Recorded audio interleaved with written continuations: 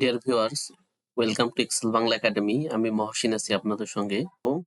এক্সেলের 10টি powerful formula. আপনি যদি এক্সেলে বস হতে চান, তাহলে অবশ্যই আপনারা এই 10টি ফর্মুলা জানতে হবে এবং এই 10টি ফর্মুলার কমপ্লিট গাইডলাইন আমি আপনাকে দেব। তো চলুন বেশি কথা না বাড়ায় আমরা শুরু করি। তো ফর্মুলা নাম্বার 10, এইখানে আমরা শিখবো হচ্ছে কিভাবে কাজ করে। তো আমরা সেটাই দেখবো। দেখেন এইখানে আমার দেয়া আছে first name, last name, designation এবং সিটি। ওকে, তো ফার্স্ট নেম এবং লাস্ট নেম আলাদা আছে, তো এটা আমরা চাইলে সহজেই অ্যাড করতে পারি। তো সেক্ষেত্রে আমরা ইকুয়ালকে কল করব এবং কন। দেখেন আমার আপডেট ভার্সনে এই কনক্যাট আছে, আপনাদের হয়তো নাও থাকতে পারে। এই কনক্যাট দিয়েও চাইলে কাজটা করা যায়, বা এই কনক্যাটিনেট আপনারা এটাতে ক্লিক করবেন। ক্লিক করার পর দেখেন আমাদের সিনট্যাক্সে কি বলছে, টেক্সট ওয়ান। আমাদের টেক্সট ওয়ান কোনটা? আমরা যেহেতু ফার্স্ট নেম এবং লাস্ট নেম এক করতে চাচ্ছি, যেহেতু এখানে আমাদের টেক্সট ওয়ানটা আমরা অ্যাড করে দিলাম। এরপর টেক্সট টু, দেখেন এইখানে যদি আপনি ডিরেক্ট টেক্সট টুটা অ্যাড করে দেন, তাহলে সেক্ষেত্রে কেমন আসবে আমি আপনাদের প্র্যাকটিক্যালি দেখাই। দেখেন এইখানে কিন্তু মাঝখানে আমাদের একটা স্পেস দরকার ছিল, সেই স্পেসটা আসে নাই।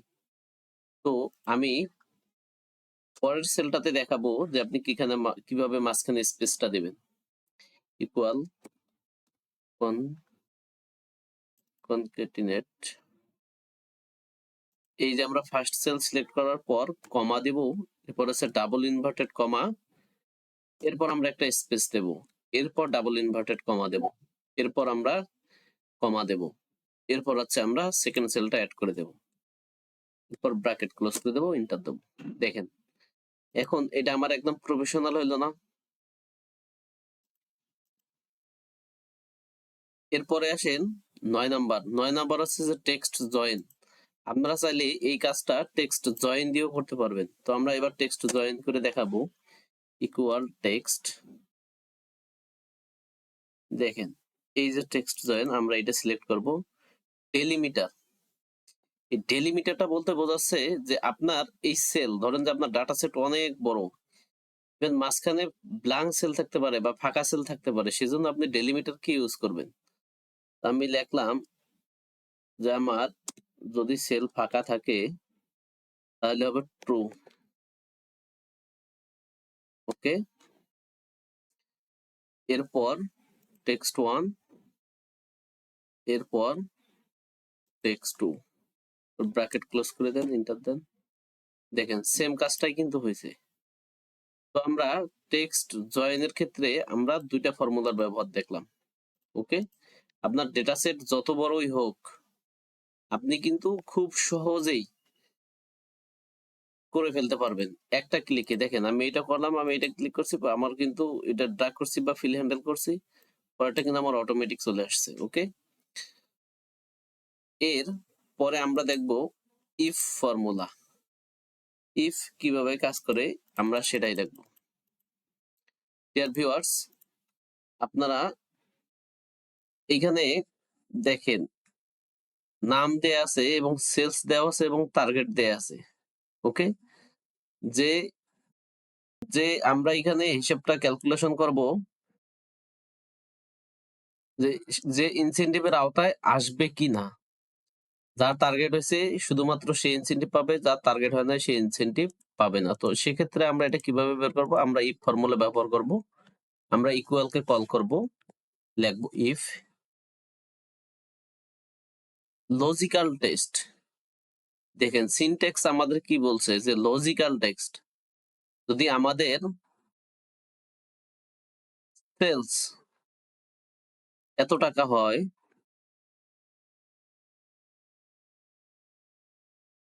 সরি আমাদের সেলস যদি এত টাকা হয়, এটা গ্রেটার দেন ইকুয়াল, যদি টার্গেট হয়, তাহলে আমাকে ভ্যালু দেখাবে কি ইনসেনটিভ।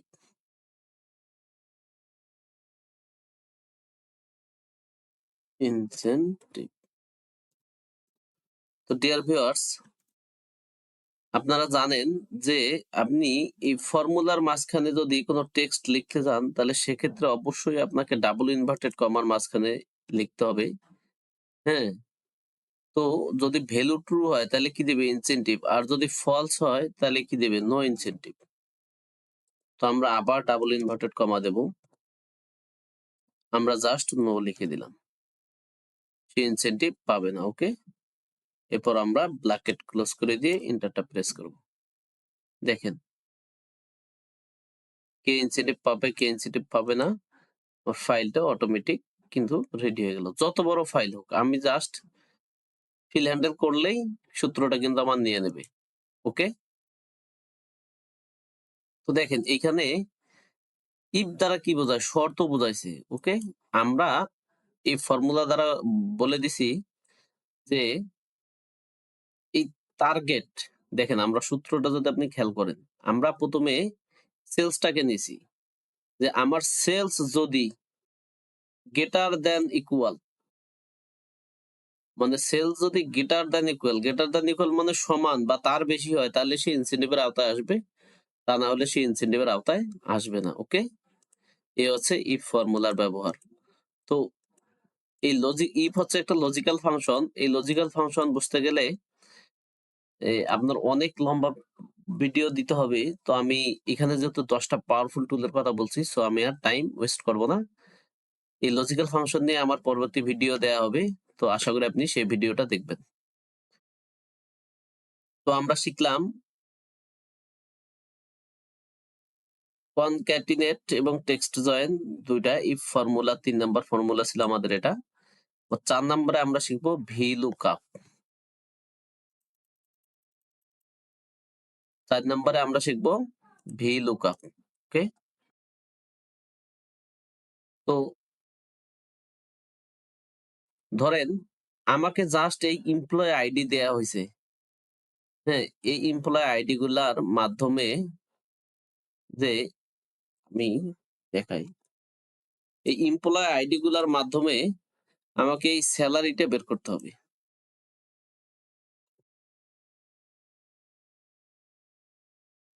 ওকে? তো ধরেন সেলারিটা আমার এখানে দেয়া নাই। আমার সেলারিটা বের করতে হবে। তো ধরেন যে ডাটা সেট অনেক বড়। হুম? অনেক বড় ডাটা সেট। সেক্ষেত্রে আমার এই এলোমেলোভাবে জাস্ট বা কোনো একটা ডিভিশন বা কোনো একটা এরিয়া বা শুধু আইটির আমারে বলল ঠিক আছে যারা আইটিতে আছে তার সেলারি কত? বা এই আইডিটা অ্যা যে আছে তার সেলারি কত? ওকে? তো সেক্ষেত্রে আমরা কিভাবে বের করব? বা যদি আমাদের যদি বলে যে ডিপার্টমেন্ট ওয়াইজ বা এই ডিপার্টমেন্টে আমরা অ্যা কত টাকা সেলস করছি। এটা যদি আমরা বের করতে বলে তাহলে সেক্ষেত্রে আমরা কি করব? তো আমি সিম্পল আইডি দিয়ে বোঝাই। তো যখন আপনারা কোনো কিছু খুঁজতে যাবেন, তখন অবশ্যই আপনারা লুকআপ ব্যবহার করবেন। হ্যাঁ? VLOOKUP এর কাজ হচ্ছে খুঁজে বের করা। আপনার এই ডাটা সেটে যত বড়ই ডাটা থাক, আপনি জাস্ট ওকে চিনায় দিবেন, ওর পাথটা বুঝায় দিবেন। ও আপনাকে ডেটা খুঁজে এনে দিবে। তো VLOOKUP এর সমস্যা হচ্ছে যে সে তার যে লুকআপ অ্যারে, ওকে? লুকআপ এর বাম পাশ থেকে সে কোন ডেটা নিতে পারবে না। সে আপনি যে টেবিল অ্যারে সিলেক্ট করবেন তার ডান পাশের ডেটা নিতে পারবে। সে কিন্তু বাম পাশের ডেটা নিতে পারবে না। তো আমি প্র্যাকটিক্যালি দেখাই ইকুয়াল VLOOKUP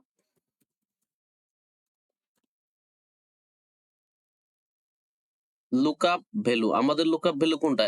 এই কলামটা হচ্ছে আমাদের লুকআপ ভ্যালু। ওকে? এটা হচ্ছে আমাদের টেবিল অ্যারে।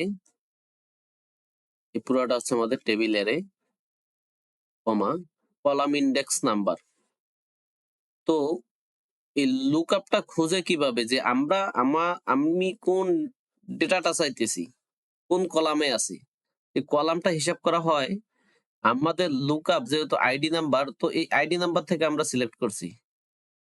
ভালো করে বুঝবেন। আপনি যদি একবার বুঝে যান VLOOKUP এর কিন্তু আপনার নেক্সট আর কোন ভিডিও দেখতে হবে না। VLOOKUP এর ক্ষেত্রে আপনার লুকআপ ভ্যালু হচ্ছে এইটা। এই লুকআপ ভ্যালু আপনার ডাটা সেটের কোন জায়গায় আছে? দেখেন আমাদের ডাটা সেটের কিন্তু শুরুতেই আছে। তো আমি এইখান থেকেই কিন্তু ডাটাটা সিলেক্ট করছি। এইটা হচ্ছে আমাদের ১ নাম্বার কলাম। এটা হচ্ছে আমাদের ২ নাম্বার কলাম, এটা হচ্ছে আমাদের ৩ নাম্বার কলাম, এটা হচ্ছে আমাদের ৪ নাম্বার কলাম। তো আমরা যখন ১ম এ ফাংশনে দিছি লুকআপ ভ্যালু, এরপর টেবিল অ্যারে। আমরা টেবিল অ্যারে দিছি আমরা যে টেবিল থেকে আমাদের ভ্যালুটা আমরা লুকআপ করব, দেখব। এরপরে আমাদের কন্ডিশন কি বলতেছে, ক্রাইটেরিয়া কি বলতেছে যে কলাম ইনডেক্স নাম্বার আমরা কোন কলাম থেকে চাই? আমরা চাইতেছি এই ৪ নাম্বার কলাম থেকে। যেহেতু আমরা এখানে সেলারিটা সিলেক্ট করছি, সেজন্য আমরা ৪ নাম্বার কলাম। ধরেন আমরা যদি এখানে ৩ নাম্বার কলাম দেই, তাইলে কিন্তু আমাদের ডিপার্টমেন্টটা আসবে। ২ নাম্বার কলাম দিলে কিন্তু আমাদের নাম আসবে। ওকে? তো এইখানে আমরা যেহেতু সেলারি বের করতে চাচ্ছি, সেহেতু আমরা ৪ নাম্বার কলাম দেব। ৪ লিখে দিব। ওকে? এরপর ব্র্যাকেট ক্লোজ করে দেব। এরপর এক্সাক্ট ম্যাচের জন্য আমরা ফলস দেব। এরপর ব্র্যাকেট ক্লোজ করব এবং এন্টার প্রেস করব। দেখেন, আপনার যদি ১,০০০ ও ডেটা হয় বা ২,০০০ ও ডেটা হয়, তাও জাস্ট আপনি ১ ক্লিকে নিয়ে আসতে পারবেন। ওকে? এই ছিল আমাদের ৪ নাম্বার ফর্মুলা VLOOKUP।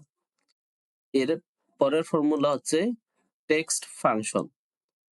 তো এই টেক্সট ফাংশনটা কিভাবে কাজ করে আমরা এখন সেটারই ব্যবহার দেখব। তো দেখেন, আমার এখানে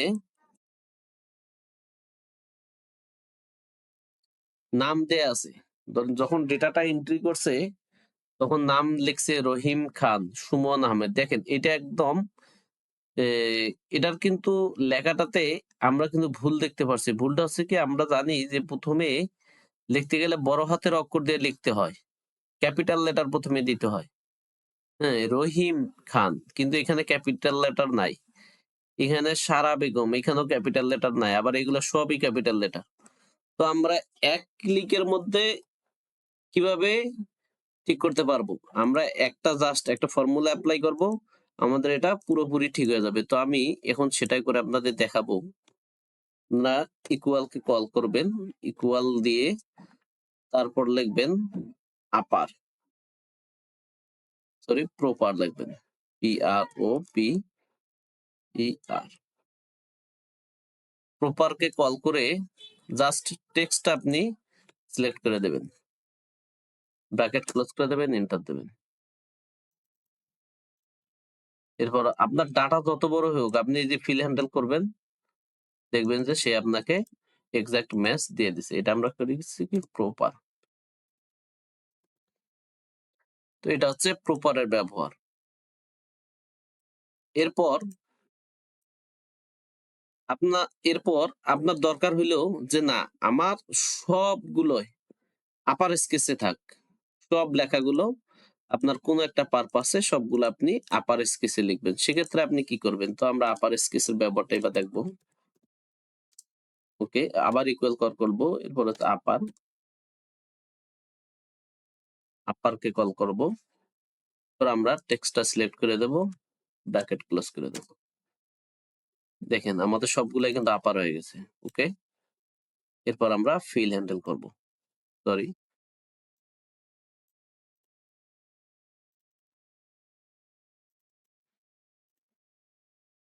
ওকে? তো আমরা দেখলাম প্রপার এবং আপার এর ব্যবহার। এরপরে তাহলে আমরা কয়টা দেখলাম? টোটাল concatenate টেক্সট জয়েন ২ টা, if ৩ টা, VLOOKUP ৪ টা, এখানে ২ টা, ৫ টা, ৬ টা। এরপর আমরা দেখব লোয়ার কেস।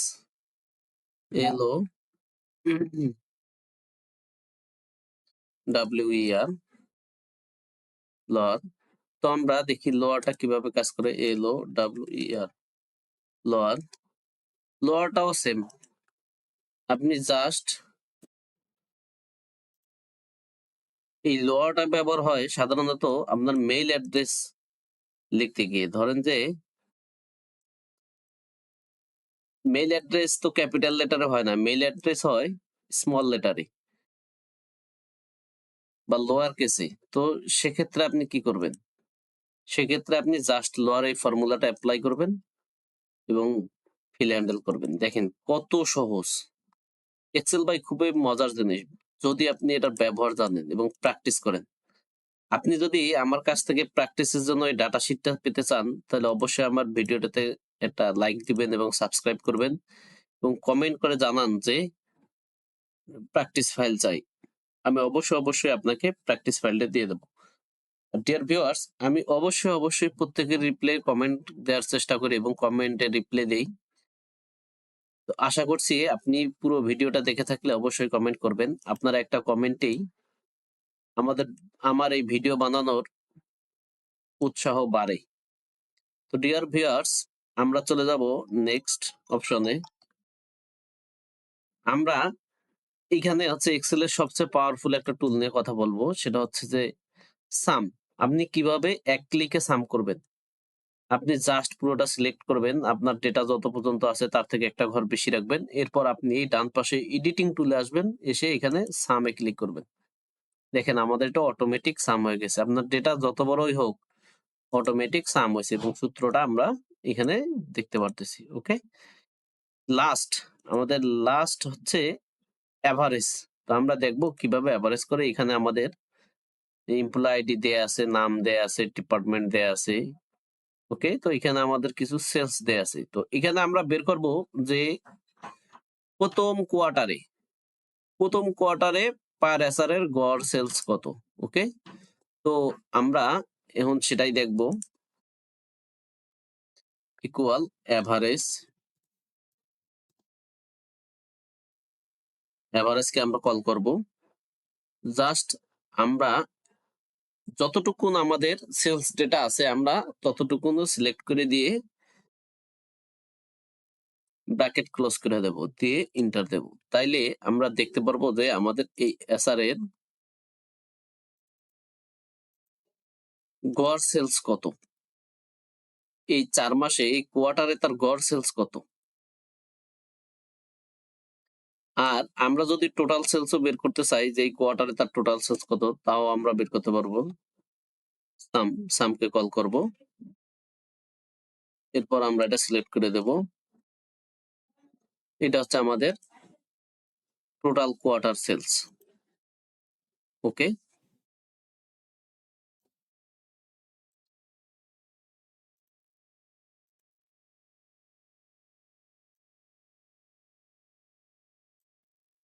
তো এটা আমাদের সাম বের হইছে। তো আমরা এবার টোটাল গড়টা বের করব। ওকে? Equal AVERAG average. এভারেজকে আমরা কল করব। পুরাটা সিলেক্ট করে দেব। ব্র্যাকেট ক্লোজ করব। ওকে। তো আমাদের এই কোয়ার্টারে এভারেজ ৯,১৮৫ টাকা করে পার এসার সেলস। ওকে? তো ডিয়ার ভিউয়ার্স, এই ভিডিওটা যদি আপনার ভালো লেগে থাকে অবশ্যই আপনি চ্যানেলটা লাইক এবং সাবস্ক্রাইব করবেন। আমার ভিডিওটাতে অবশ্যই লাইক দিবেন। সবাইকে ধন্যবাদ। আসসালামু আলাইকুম ওয়া রাহমাতুল্লাহি ওয়া বারাকাতুহু।